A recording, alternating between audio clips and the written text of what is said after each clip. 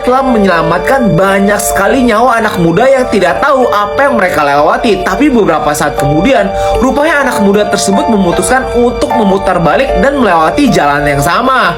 Di saat yang bersamaan, rupanya ada seorang pria misterius di pinggir jalan. Dia itu memasang lagi kabel baja di jalan yang satunya lagi, guys. Kabel baja ini dipasang melintang persis sama seperti kabel baja yang tadi, yaitu tepat di bagian leher. Kalau misalnya anak muda ini lagi-lagi tidak menghentikan kendaraannya, pastinya anak muda tersebut akan menabrak kabel baja ini. Pria ini dengan paniknya lagi-lagi berlari ke arah kabel baja tersebut dan berteriak agar anak muda tersebut berhenti. Tapi rupanya anak muda ini benar-benar udah ngeyel dan tidak mendengarkannya. Pria ini sudah berusaha sangat keras sekali, tapi sepertinya kali ini akan terlambat.